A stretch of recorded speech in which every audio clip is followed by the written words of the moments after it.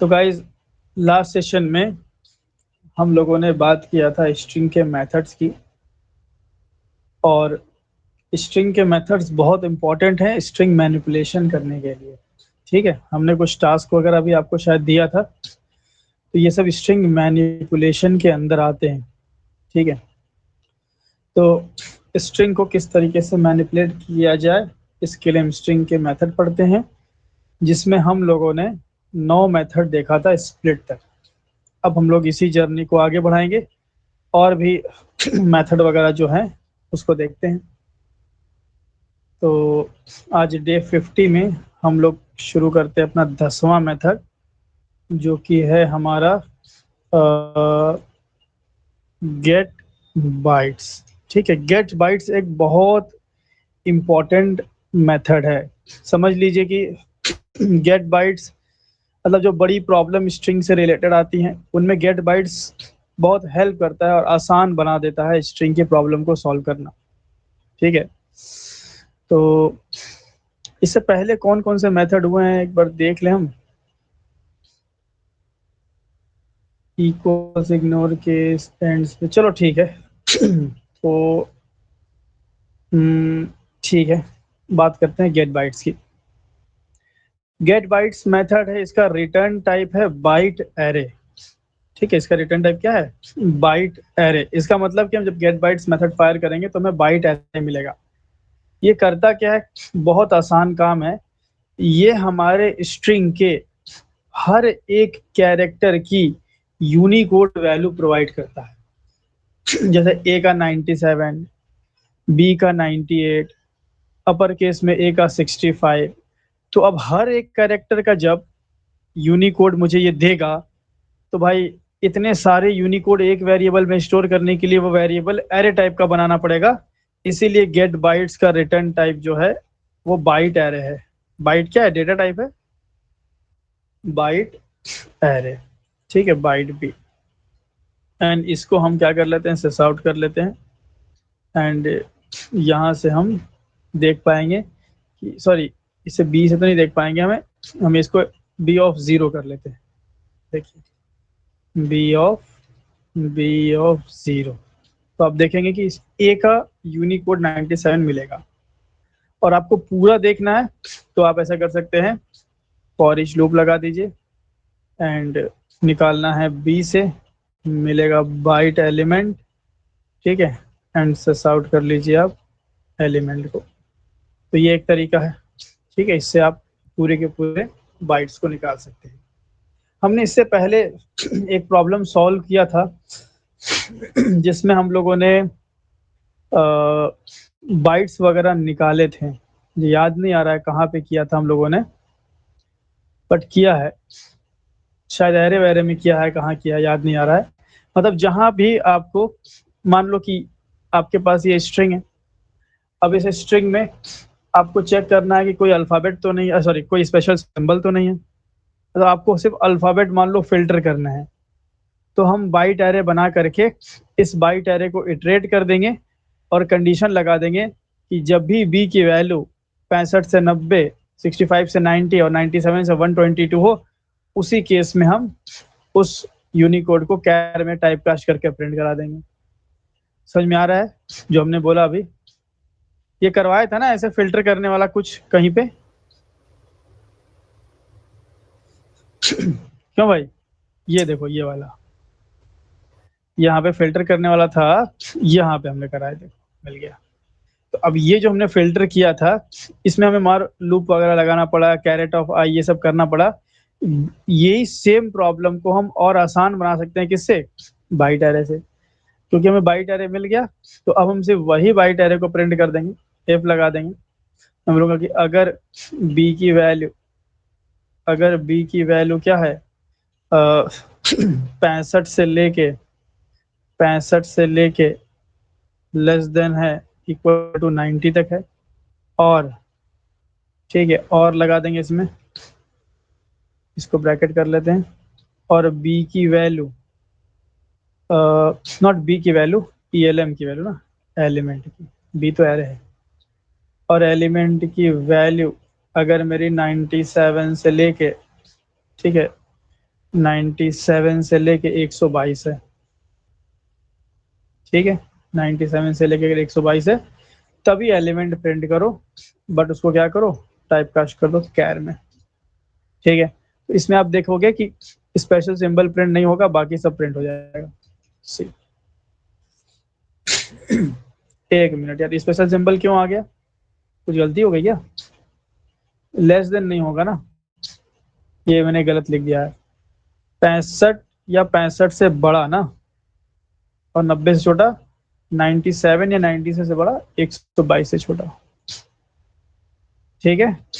देखो तो ये फिल्टर करना कितना आसान हो गया। तो ये जो मेथड्स होते हैं ये हमारे काम को आसान बनाते हैं, ये ध्यान रखिएगा। कई बार ऐसा कोडिंग राउंड में होता है कि आपको मना कर देगा कि गेट बाइट्स आप यूज नहीं कर सकते, तो इन दैट केस जो देसी अप्रोच है अपना, किया है हम लोगों ने, ये फॉर लूप वगैरह लगा करके कैरेक्टर को इंट में होल्ड वगैरह करके किया जा सकता है, ठीक है। बट मेथड का यूज करते हो, अगर कोई मनाही नहीं है कोडिंग राउंड में, तो बड़ी बढ़िया बात है, जो मेथड यूज करना है करो, बस आपका काम होना चाहिए, आउटपुट आना चाहिए, ठीक है। तो गेट बाइट्स हमारे लिए क्या कर रहा है, मेरे सारे के सारे अल्फाबेट, मतलब सारे के सारे कैरेक्टर का यूनिकोड निकाल के एक एरे में भर के हमें दे दे रहा है। समझ गए गेट बाइट्स?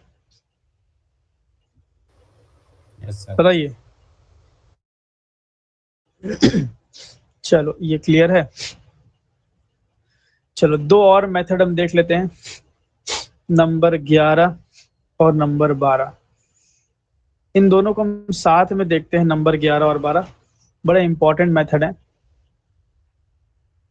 एक हमारा है टू अपर केस, और एक हमारा है to lower case, to upper case, to lower case. इन दोनों का ही रिटर्न टाइप स्ट्रिंग होगा, क्योंकि वो पर्टिकुलर स्ट्रिंग को अपर केस में करो चाहे लोअर केस में करो, वो स्टिल रहती स्ट्रिंग ही है। एग्जाम्पल के तौर पे मैं इसका एग्जाम्पल दिखाता हूँ। टू अपर केस क्या करता है, किसी भी स्ट्रिंग को पूरा का पूरा अपर केस में कन्वर्ट कर देता है। जैसे मैं करूँ S dot to upper case, तो इसका रिटर्न टाइप एक स्ट्रिंग मिलेगा, और ये स्ट्रिंग हमारे स्ट्रिंग को मैनिपुलेट करके सबको अपर केस में कन्वर्ट कर देगी। सी, है ना? तो सारे के सारे जो कैरेक्टर्स हैं वो अपर केस में आ गए। और यहीं अगर हम यूज कर ले टू लोअर केस, तो समझ ही रहे हो क्या होगा, लोअर केस, सबका सब लोअर केस में हो जाएगा, ठीक है। Lower case and lower case को हम प्रिंट करें, तो पूरी की पूरी मेरी स्ट्रिंग लोअर केस में हो जाएगी। तो कई बार ऐसा होता है कि यूजर जो होता है कोई स्ट्रिंग कुछ अपर में भेज रहा है, कुछ लोअर में भेज रहा है, ठीक है। तो हम क्या करते हैं, हम उसको या आइदर अपर केस में रख लेते हैं या लोअर केस में रख लेते हैं। और जब यूजर दोबारा चेक करता है कि भाई ये स्ट्रिंग अवेलेबल है कि नहीं, तो हम आइदर अपर या लोअर केस जो किए थे पहले उसी केस में करके चेक कर लेते हैं। एग्जाम्पल के तौर पे, अगर अगर किसी ने अपना जीमेल भेजा साइन अप करते समय, rahul@gmail.com, gmail.com, तो हम क्या करेंगे, हम इसकी आईडी को पहले लोअर केस में कन्वर्ट करेंगे, लोअर केस, एंड देन हम स्टोर कर लेंगे, ठीक है। लोअर केस में कन्वर्ट करके स्टोर करेंगे। जब बंदा लॉगिन के टाइम ऐसे डाल रहा है राहुल, अब वो कुछ लोअर भी लिख रहा है, कुछ अपर भी लिख रहा है, gmail.com। अब चूंकि स्ट्रिंग तो केस सेंसिटिव होती है, अब यहाँ पे हमने लोअर केस में स्टोर किया हुआ है, rahul@gmail.com। तो जब दोबारा लॉग इन करेगा तो फिर से हम क्या करेंगे, उसको लोअर केस में कन्वर्ट करेंगे, लोअर केस में कन्वर्ट करेंगे, लोअर केस में, एंड देख लेंगे कि भाई अवेलेबल है कि नहीं। या दूसरा तरीका कि हम कैसे भी स्टोर कर दें, जैसा किया है वैसा ही स्टोर कर दें। लॉगिन के समय हम चेक करने के लिए इक्वल्स इग्नोर केस यूज कर लें। इक्वल्स इग्नोर केस से क्या होगा बताइए आप लोग? इग्नोर कर देगा जो भी लेटर आए, क्या बोल रहे हैं? जो जैसे कि कैपिटल और स्मॉल लेटर आएंगे तो वो इक्वल इग्नोर केस से जो सेम डिजिट है वही कर देगा। हाँ, इक्वल अपर और लोअर को इग्नोर कर देगा, सिर्फ देखिएगा कि भाई स्ट्रिंग सेम है कि नहीं है, कैरेक्टर सेम है कि नहीं है। तो दो तरीके हैं, ऐसा भी किया जा सकता है। तो कई बार टू लोअर केस और टू अपर केस बहुत यूजफुल साबित होते हैं। तो ये एक बेसिक सा एग्जांपल इसका रहा। तो देखो मेथड तो बहुत आसान आसान है, इंडिविजुअली अगर मेथड देखोगे ना बहुत सिंपल सिंपल है, बट इन मेथड्स को मिला करके कॉम्प्लेक्स कॉम्प्लेक्स प्रॉब्लम सॉल्व की जाती है ना। तो ये 12 मेथड हो गए। चलो 13वें पे आते हैं। मेथड नंबर 13 बात करेंगे हम सबस्ट्रिंग की। ये बड़ा इंपॉर्टेंट है, बहुत ही इंपॉर्टेंट है सबस्ट्रिंग। इसमें क्या करना है आपको, सबस्ट्रिंग में मतलब इसका रिटर्न टाइप तो स्ट्रिंग होगा। सबस्ट्रिंग करता क्या है, एक आपके पास कोई स्ट्रिंग है, उसमें से स्ट्रिंग का छोटा सा हिस्सा निकाल के आपको दे देता है। सबस्ट्रिंग नाम से समझ में आ रहा है। फॉर एग्जाम्पल ये आपकी एक बड़ी स्ट्रिंग है, इसमें मैं करूं एस डॉट सबस्ट्रिंग, ठीक है। इसमें दो काम किया जा सकता है। सबस्ट्रिंग के अंदर एक इंडेक्स भी दिया जा सकता है, दो इंडेक्स भी दिया जा सकता है। अगर एक इंडेक्स का पहले समझ लो, हम 0 देते हैं तो इसका मतलब 0 इंडेक्स से इंडेक्स 0 टू लास्ट, ये पूरा निकाल के आपको दे देगा। ठीक है, तो मेरी जो सबस्ट्रिंग होगी वो सेम हमारी स्ट्रिंग जैसी ही हो जाएगी, क्योंकि हमने सबस्ट्रिंग को क्या बोला, 0 डाल दिया इसमें। 0 मतलब कि 0 पोजीशन से ले करके आखिर तक पूरी स्ट्रिंग दे देगा ये। देखिए तो ये देखिए पूरी मिल गई। सबस्ट्रिंग 1 कर लेते हैं, इसको 1 कर लेते हैं। दूसरा एग्जांपल देखो, अगर हम सबस्ट्रिंग 2 करना पड़ेगा ना। अगर हम सबस्ट्रिंग में मान लो लगा दिए 3, तो ये देगा इंडेक्स 3 से लेके लास्ट तक। इंडेक्स 3 पे क्या है, 0 1 2 3, डी से लेके इतना आउटपुट मिलेगा, देखिए है ना से। तो ये तो समझ में आया कि भाई अगर इंडेक्स जो हम देंगे तो वहां से लेके आखिर तक हमें मिलता है। ठीक है, अगर हम 0 1 2 3 4 5 6 7 8 9 10 11 12 13, टोटल 13 है, 0 टू 13। अगर हम 13 दे दिए तो क्या मिलेगा, हाँ बताइए, 13 देने पे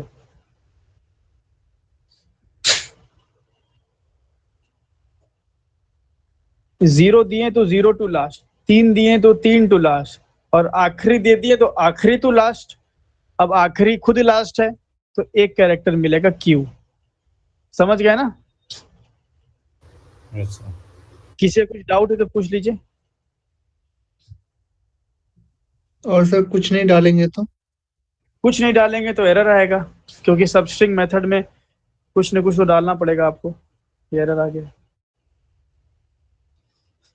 ये इनबिल्ट मेथड है ना, अगर इनबिल्ट मेथड पैरामीटराइज है तो आप उसको पैरामीटर भेजना ही पड़ेगा। तो यहाँ पे इंडेक्स 13 टू लास्ट, क्योंकि इंडेक्स 13 खुद लास्ट है तो भाई उसके आगे कुछ है ही नहीं, तो 13 ही मिल जाएगा, तो 13 वाला क्यू मिल जाएगा। अच्छा, अब समझते हैं कि ये दो इंडेक्स डालेंगे तो क्या होगा।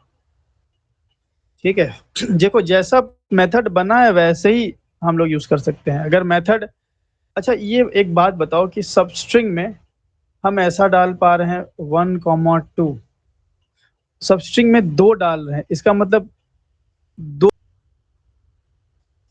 हाँ, तो हम क्या बता रहे थे कि सबस्ट्रिंग जो मेथड है, ठीक है, उसमें अगर एक इनपुट लिया गया है, ठीक है, तब तो भाई जो इंडेक्स दोगे वहां से आखिर तक। लेकिन वही सेम सबस्ट्रिंग मेथड में 2 इनपुट भी लिया जा सकता है, 2 इंडेक्स भी दिया जा सकता है। अब आप मुझे ये पहले बताओ कि एक ही मेथड में एक भी वैल्यू दे सकते हैं और उसी सेम मेथड में 2 भी दे सकते हैं, ऐसा कैसे पॉसिबल है। एक ही नाम के मेथड में एक भी पैरामीटर पास किया जा सके, एक भी आर्गुमेंट पास किया जा सके, 2 भी आर्गुमेंट पास किया जा सके, ऐसा कैसे पॉसिबल है। ओवरलोडिंग। करेक्ट, बिल्कुल सही जवाब, मेथड ओवरलोडिंग। तो स्ट्रिंग क्लास के अंदर सबस्ट्रिंग मेथड ओवरलोडेड है, हम बोल सकते हैं। ठीक है, तो सबस्ट्रिंग मेथड ऐसा भी बनाया गया है जहां पे एक आर्गुमेंट पास किया जा सके। सबस्ट्रिंग मेथड ऐसा भी बनाया गया है जहां 2 आर्गुमेंट पास किया जा सके। ठीक है, तो जब 2 आर्गुमेंट पास किया हमने, मान लो सपोज 2 और 7, तो ये कहां से कहां तक हमें सबस्ट्रिंग निकाल के देगा?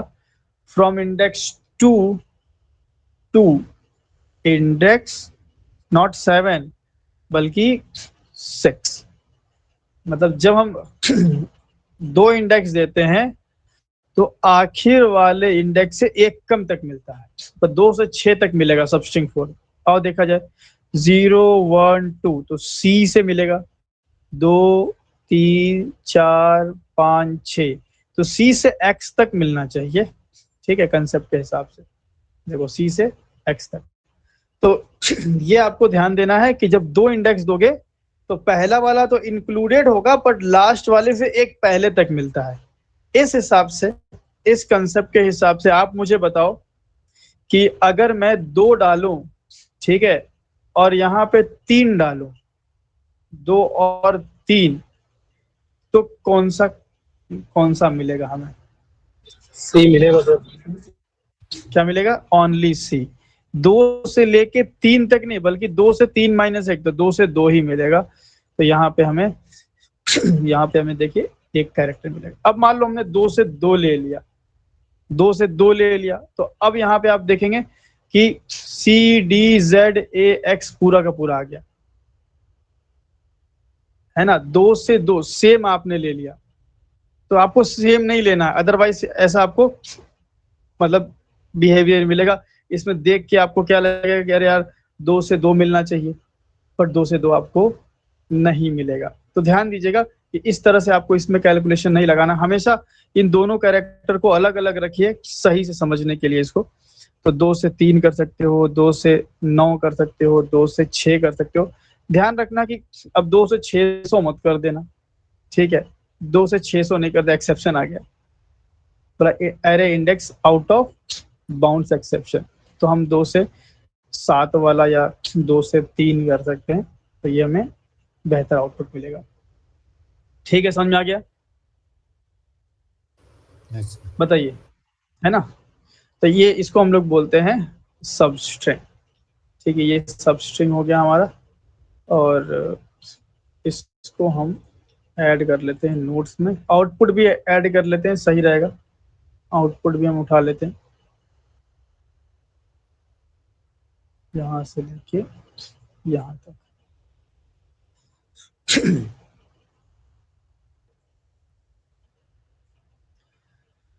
तो पता चला कि भाई सबस्ट्रिंग में हम एक स्ट्रिंग का यहाँ से लेके यहाँ तक का या यहाँ से लेके यहाँ तक का हिस्सा निकाल सकते हैं, है ना। इस तरह से किया जा सकता है। अब हम क्या करेंगे, ये तो ठीक है, सबस्ट्रिंग हम जान गए। इस पे हम लोग एक क्वेश्चन लगा सकते हैं, या पहले चलो मेथड पहले कंप्लीट कर लिया जाए, फिर क्वेश्चन लगाते हैं, है ना। नहीं तो फिर कल फिर मेथड पढ़ना पड़ेगा हम लोग को। तो आज हम लोग मेथड कंप्लीट ही कर लेते हैं। 14वां मेथड, ठीक है। हालांकि जितना मेथड मैंने बताया अभी तो बहुत एनफ है, लेकिन फिर भी जान लो एक और मेथड, क्या कुछ और मेथड हम पढ़ लेते हैं। एक है कंटेन्स।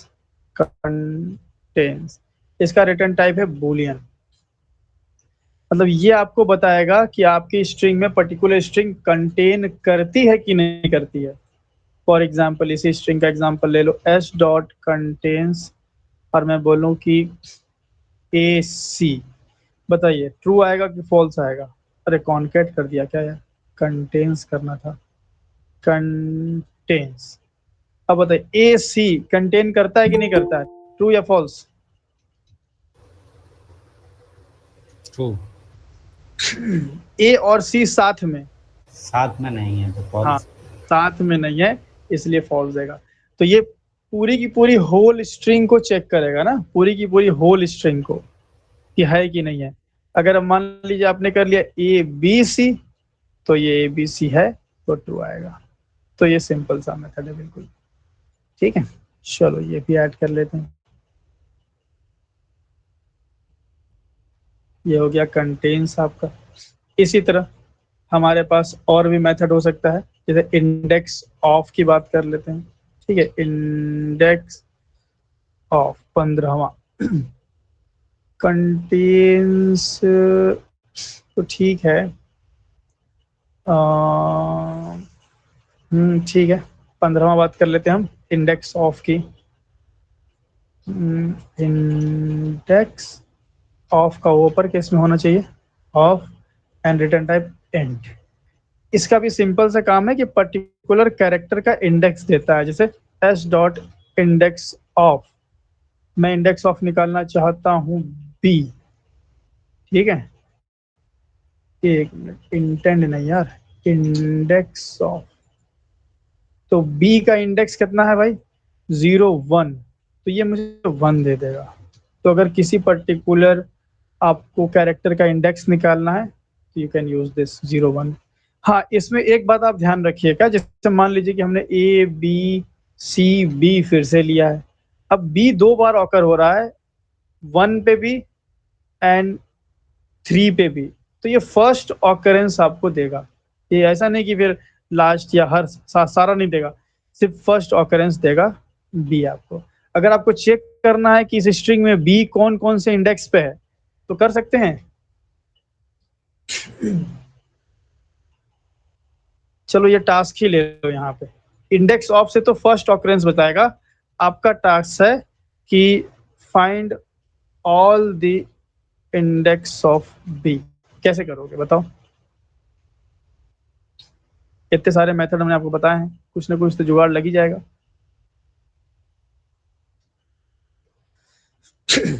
सिंपल है भाई, एरे को ट्राई इटरेट करते हैं। करो, यस सर। इफ कंडीशन लगाओ कि जहां पे मुझे बी मिले वो इंडेक्स रख लो या यस सर। प्रिंट कर लो, है ना। तो इटरेट करके इफ कंडीशन लगा के हम चेक कर सकते हैं कि इफ मेरा भाई कैरेक्टर अगर बी के इक्वल है तो ठीक है भाई, वो इंडेक्स रख लो पास में। तो किया जा सकता है, ये आप लोग ट्राई कीजिएगा, ठीक है। तो ये हो गया हमारा इंडेक्स ऑफ। एक हमारा है होता है last index of 16, last index of, इसका भी रिटर्न टाइप इंट होगा। तो अगर सिर्फ इंडेक्स ऑफ में निकला ये बी, मान लो एक डी के बाद ही बी कर लेते हैं, तो 3 बी है, 1 पे 3 पे और 5 पे। अगर इंडेक्स ऑफ लगाया तो पहला, अगर मैं कर दूं लास्ट इंडेक्स ऑफ बी तो हमें हिसाब से 5 आना चाहिए, है ना। और बाकी अगर बीच के कितने आए तो टास्क हमने आपको दिया है, ये आप यूज कर सकते हैं। ये टास्क सॉल्व करेंगे तो काम हो जाएगा, ठीक है। तो ये सिंपल सा मामला है। तो एक बड़ा इंपॉर्टेंट मेथड है जो इंटरव्यू में कई बार पूछा गया है, जो कि है हमारा इंटर्न मेथड। ये जान लो 17वां, बहुत बार पूछा गया है इंटरव्यू में। इंटर्न इंटर्न मेथड, ठीक है। इंटर्न मेथड क्या करता है मैं आपको समझाता हूँ यहाँ पे। जैसे मैं एक स्ट्रिंग बनाता हूँ, string s is equal to new string, और मैंने मान लीजिए बनाया राजू, ठीक है। राजू, और मैंने यहाँ बनाया string k is equal to Raju. अब बताइए कि दोनों की लोकेशन सेम जगह होगी या अलग अलग जगह होगी? अलग अलग। कहाँ कहाँ? Non constant constant pool. हाँ, ये वाली जाएगी कांस्टेंट पूल में, और ये normal heap non constant pool में। नॉर्मल जैसे ऑब्जेक्ट स्टोर होता है। मैं ऐसा कर सकता हूं कि मैं चाहूं तो इस स्ट्रिंग को कांस्टेंट पूल में पुश कर सकता हूं। उससे क्या फायदा होगा? जैसे मैंने कर लिया, मान लिया एस डॉट इंटर्न, ठीक है। एस डॉट मैंने इंटर्न किया अगर, तो इंटर्न करने के बाद, ठीक है, मुझे एक स्ट्रिंग मिलेगी, और उस स्ट्रिंग को मैं प्रिंट करता हूँ, मान लो पी, ठीक है, पी, और मैं सिस आउट करता हूँ पी को, देखिए तो पी भी राजू आया, मतलब इंटर्न लगाने से कोई चेंज नहीं आया स्ट्रिंग में। पहले भी राजू था, इंटर्न लगाने के बाद जो स्ट्रिंग मिली वो भी राजू ही है। फर्क पता है बहुत बड़ा हो गया।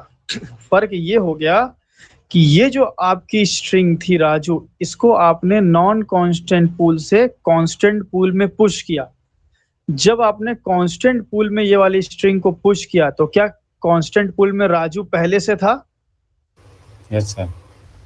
तो क्या जब पुश किए होंगे तो इस पी के लिए नया स्टोर हुआ होगा या वही रेफरेंस दे दिया गया होगा? वही रेफरेंस दे दिया। हाँ, वही रेफरेंस। तो इंटर्न मेथड से हम क्या करते हैं, अगर मेरे पास कोई ऐसी नॉन कांस्टेंट पूल में स्ट्रिंग है जो कि बहुत रेयरली हम बनाते हैं, तो उसको हम कांस्टेंट पूल में पुश करके मेमोरी बचा सकते हैं। अब के और पी दोनों सेम ही मेमोरी को पॉइंट कर रहे हैं। रिलेट कर पा रहे हैं ना जो पहले हमने बताया है डायग्राम से? Yes sir. तो जी इंटर्न सर। मेथड का ये काम है। ये पूछता है इंटरव्यू में, ये बहुत बार पूछा है कि what is the use of intern method. तो आप बताएंगे कि जावा में बहुत कॉमनली स्ट्रिंग लिटरल्स यूज किया जाता है, ठीक है, इसीलिए उसको कांस्टेंट पूल में स्टोर किया जाता है। मल्टीपल सेम स्ट्रिंग लिटरल्स होते हैं तो सेमी लोकेशन का रेफरेंस दे दिया जाता है, जिससे मेमोरी की बचत होती है। किसी रेयर केस में अगर हमें अलग से कोई स्ट्रिंग बनानी पड़ जाए और उसके बाद अगर हम चाहें तो उस अलग से बनाई हुई स्ट्रिंग को भी कांस्टेंट पूल में पुश कर सकते हैं, इसलिए कि हो सकता है कि जो स्ट्रिंग हमने अलग से बनाई हो वो कांस्टेंट पूल में पहले से मौजूद हो, तो हमारा मेमोरी बच जाएगा। या ये भी हो सकता है कि हम इसको कांस्टेंट पूल में पुश करें, फिर कल को इसी नाम की भी कोई स्ट्रिंग बनेगी अगर कांस्टेंट पूल में, तो अलग से मेमोरी नहीं वेस्ट होगी। तो इंटर्न मेथड का काम क्या होता है कि आपकी स्ट्रिंग को कांस्टेंट पूल में पुश करना, सो दैट हम मेमोरी को सेव कर पाए। सिंपल सा मतलब यही है, बाकी कोई चेंजेस नहीं होता। तो ये ध्यान रखिएगा, इंपॉर्टेंट है। तो इंटर्न मेथड, ठीक है, ये क्या करेगा, मैं लिख देता हूँ, from non constant to constant, non constant to constant में लेके जाएगा आपकी स्ट्रिंग को। तो ये 16 और ये 17 मेथड हो गए। ठीक है। आओ एक और बात करते हैं, 16, 17, 18। 18 में हमारे पास आता है एक replace method. Replace, replace method का रिटर्न टाइप स्ट्रिंग ही होना चाहिए, क्योंकि भाई एक स्ट्रिंग से कुछ रिप्लेस करेंगे तो स्ट्रिंग ही रहेगा। ठीक है, कैसे काम करेगा ये समझते हैं। एक राजू है, ठीक है, Raju U X Y Z, ये कर लेते, ठीक है, राजू एक्स वाई। अब मैं करूँ के डॉट रिप्लेस, के डॉट रिप्लेस, मैं बोलूँ कि भाई साहब तुम ए को चेंज कर दो पी से, ठीक है। पहले आप ओल्ड फिर न्यू, ओल्ड जिसको चेंज करना है उसके जगह क्या डालना है, पी डालना है, ऐसा कर देंगे तो जो न्यू स्ट्रिंग बनेगी, क्योंकि भाई ये तो इम्यूटेबल है, वो चेंज नहीं होगी ना, तो एक नई स्ट्रिंग बनेगी, उसमें आप चेंजेस देख सकते हैं। तो यहाँ पे देखिए ए की जगह पी हो जाएगा, देखिए RPJU आ गया, है ना। एक और एग्जांपल दिखा दें आपको, देखिए मान लिया आपकी स्ट्रिंग है दिस इज माय कार, और ये मान लो है K1 replace 1 replace 1, K2 replace 2 replace 2। अब मैं कर दूं कि भाई कार, मतलब आप ऐसा नहीं कि सिर्फ एक कैरेक्टर को, पूरी की पूरी स्ट्रिंग को चेंज कर सकते हैं, रिप्लेस कर सकते हैं। मैं कार को कर दूं बेकार, तो रिप्लेस 2 में आप देखो दिस इज माई बेकार, है ना। तो एक और एग्जांपल देख लो, इसी वाले पहले को उठाते हैं और यहाँ पे K3 कर लेते हैं, K3 3 एंड 3 एंड 3। अगर मैं यहाँ पे U को रिप्लेस करूँ P से, तो आप देखो कि सारे के सारे U रिप्लेस हो जाएंगे, है ना। ऐसा नहीं कि सिर्फ एक रिप्लेस होगा। तो रिप्लेस कैसे काम करता है, अगर कोई भी स्ट्रिंग आप दोगे, वो स्ट्रिंग जितनी दफा होगी, मतलब यू, हमने बोला कि यू स्ट्रिंग को चेंज करो, ठीक है सिंगल है, बट यू को मैंने बोला चेंज करो पी से, तो जहां जहां यू होगा सबको पी से चेंज कर देगा। आप कुछ बड़ी स्ट्रिंग भी दे सकते हो, जैसे मैंने बोला कार है, कार को चेंज करो तो जितनी बार कार आएगा, दिस इज माई कार, मान लो this is my car car car, तो 3 बार बेकार होगा, है ना। देखो तो ये ध्यान देना, इस तरीके से काम करता है रिप्लेस। समझ में आया? Yes sir.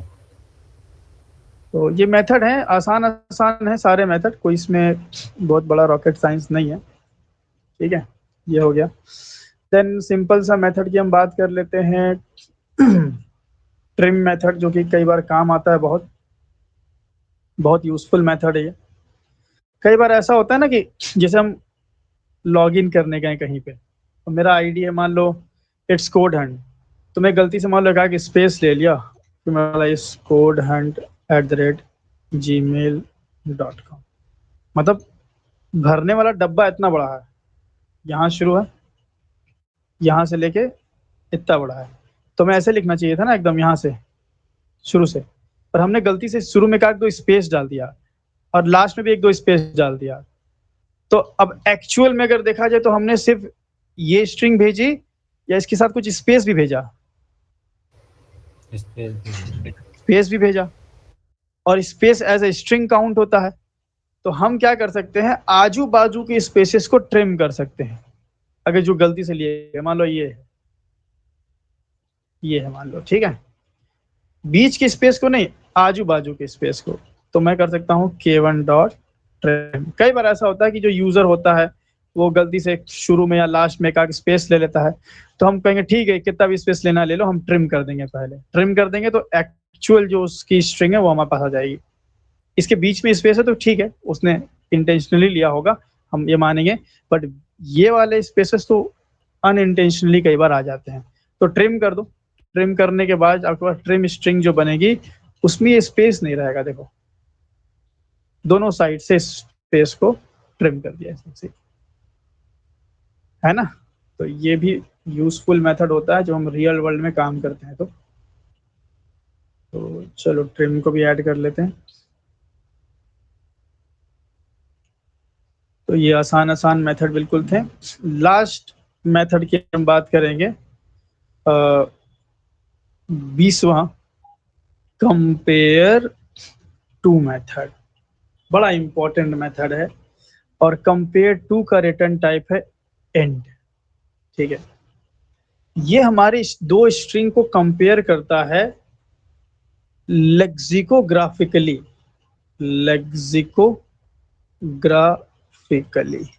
लेक्सिकोग्राफिकली का मतलब क्या हुआ कि it checks Unicode value of each character, या it not checks, it compares Unicode value of each character and where where it will find difference, at that point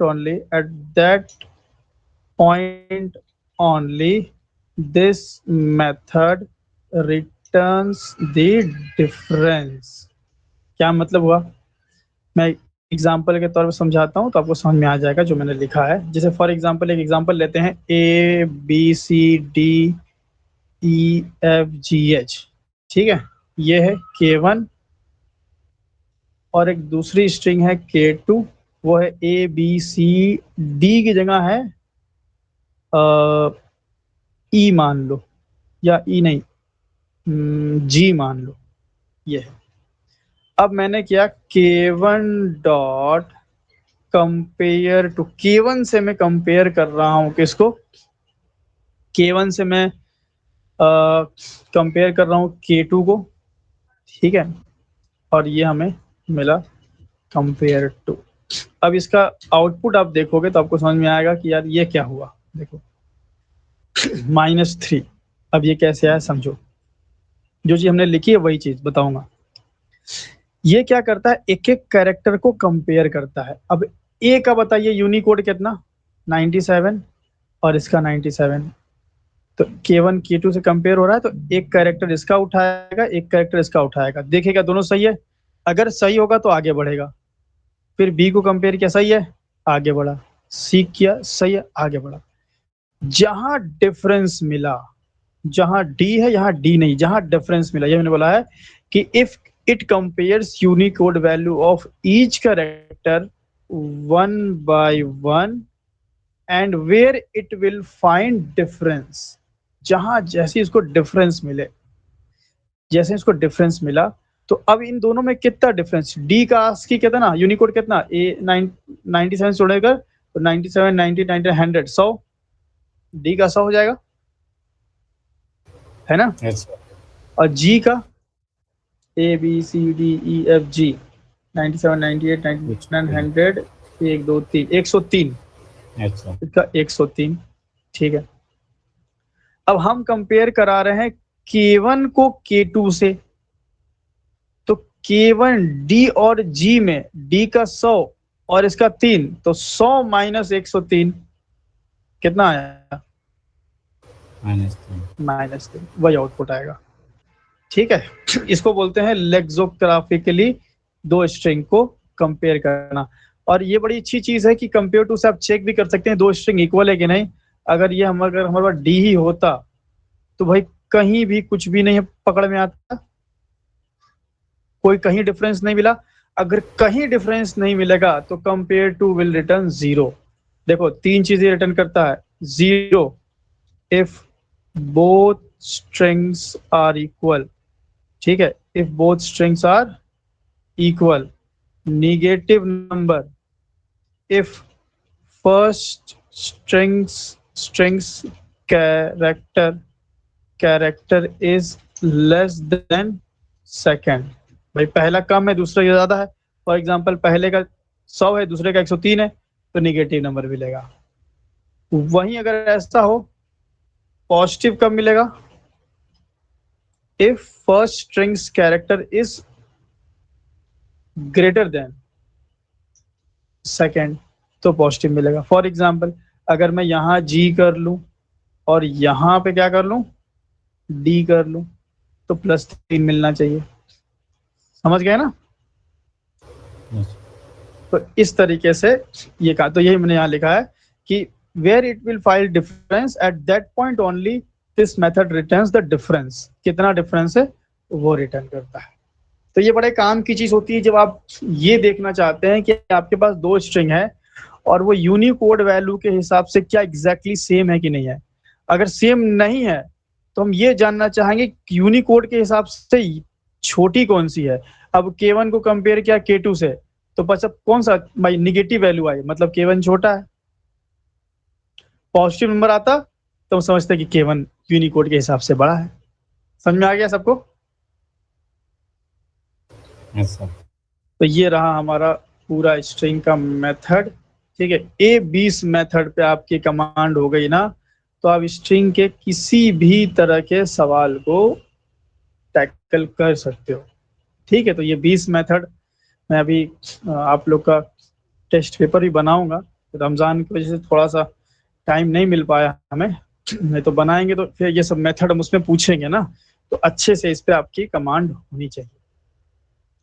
चलो एक और टास्क ले लो, ठीक है, एक और टास्क लो। अब अगले सेशन में हम लोग बात करेंगे इम्यूटेबल स्ट्रिंग की, और इम्यूटेबल स्ट्रिंग की बात करने के बाद जो हमने टास्क पहले दिए हैं उनको हम सॉल्व करेंगे, ठीक है। तो एक टास्क और भी आप लेते जाइए, इस पर कोशिश कीजिए, बनाइएगा। टास्क ये कि आपके पास स्ट्रिंग है, एक स्ट्रिंग है आपके पास, स्ट्रिंग है is equal to this is, नहीं सॉरी लोअर केस में, पूरा लोअर केस में, दिस इज माई का एक स्पेस सेपरेटेड एक लोअर केस सेंटेंस है। आउटपुट ये आना चाहिए, आउटपुट ये आना चाहिए, दिस इज माई का, क्या आउटपुट आना चाहिए। समझ में आया क्या हुआ यहाँ पे। Yes sir. पहला वाला अपर केस में करना है, कैपिटलाइज करना है इसको। अब वो कैसे होगा इसमें आप लगाइएगा दिमाग। तो एक ये टास्क हो गया, ठीक है। और इससे पहले भी हमने कल के सेशन में एक टास्क दिया था, ये वाला नहीं तो हमने पैंड्रोम कर दिया, ये वाला शिफ्ट करना था, और ये 3 नंबर वाले को उल्टा करना था 1 2 3, तीसरे को उल्टा करना था, YM करना था। ये 3 टास्क पे मतलब आप लोग अच्छे से कीजिएगा, अगर नहीं हुआ रहेगा तो हम इसको जब पूरी स्ट्रिंग खत्म हो जाएगी तो इन सवालों पे बात करेंगे, और अलग से और भी क्वेश्चन लेकर के मैं आऊंगा। MNC में किस तरह से क्वेश्चन पूछते हैं, एरे स्ट्रिंग को मिला करके कैसे क्वेश्चन बनाए जा सकते हैं, उन सब की हम लोग की बात करेंगे। एंड अगले सेशन में हम स्ट्रिंग बफर और बिल्डर निपटा देते हैं, और फिर जो मिसलेनियस टॉपिक बचे हो गए, जैसे how to take string input from user, string को यूजर से कैसे लें। नेक्स्ट से तो हम जो लेते हैं उसमें स्पेस नहीं ले पाते ना, तो नेक्स्ट लाइन वगैरह का क्या लफड़ा है वो सब समझ लेंगे। और एक स्ट्रिंग के अंदर डबल कोट कैसे ले, एस्केप सीक्वेंस वगैरह, वो सब हम लोग बात करेंगे। तो मैं लिख देता हूँ ना, मैं भूल ना जाऊँ। तो स्ट्रिंग बफर बिल्डर जो कि है इम्यूटेबल, इसकी बात करेंगे पहले। देन स्ट्रिंग यूजर इनपुट की बात हो जाएगी, एंड लास्ट में स्केप की बात हो जाएगी, स्केप सीक्वेंस की बात। एंड देन ये हो जाएगा तो हम लोग टास्क। तो इसका मतलब कि स्ट्रिंग में भी 2 और सेशन लगेंगे, है ना, 2 और सेशन हमारे जाएंगे स्ट्रिंग में भी। एंड उसके बाद हम लोग का एरे स्ट्रिंग ऊप्स पूरा कंप्लीट हो जाएगा। देन हम लोग की बिल्कुल नई जर्नी शुरू होगी, जहाँ पे दिमाग कम लगाना रहेगा आपको। स्ट्रिंग में तो क्वेश्चन वगैरह बहुत दिमाग लगाना है, ये खत्म हो गया ना स्ट्रिंग, उसके बाद फिर जावा में दिमाग ही नहीं लगाना है आपको, आसान हो जाएगी सारी चीजें। लगाना तो पड़ता मल्टी थ्रेडिंग में सर। हाँ, मल्टी थ्रेडिंग में थोड़ा सा लगाना पड़ेगा, उसमें भी मतलब मैं आपको बता दूंगा कि हाँ देखो अगर ऐसा होता है तो फिर वैसा ही होगा। अब स्ट्रिंग में क्या है ना, स्ट्रिंग में तरह तरह के क्वेश्चन आ जाते हैं, तरह तरह के एरे क्वेश्चन। वहां ऐसा नहीं है, वहां एक बार हमने बता दिया यार देखो ज्वाइन ऐसे काम करेगा, ये ऐसे काम करेगा, एक बार हमने अच्छे से, हाँ ये तो आप सही बोलोगे, जितने भी आगे कंसेप्ट बचे हैं उनमें मल्टी थ्रेडिंग है थोड़ा सा, लेकिन हाँ ये है कि बहुत ज्यादा लॉजिक बिल्डिंग वहां पे नहीं रहेगी, वहां पे भी तो बड़े अच्छे से आपकी जावा निकल जाएगी। तो जितना अब तक हुआ है उस पर आपकी अच्छी कमांड होना चाहिए, स्पेशली ऊप्स पे। ऊप्स अच्छा नहीं रहेगा तो आगे मजा नहीं आएगा पढ़ने में, है ना। तो आप लोग रिवाइज कर लीजिएगा, एंड टेस्ट पेपर वगैरह भी हम जैसे ही बन जाता है तो आपको हम इन्फॉर्म करते हैं। चलिए।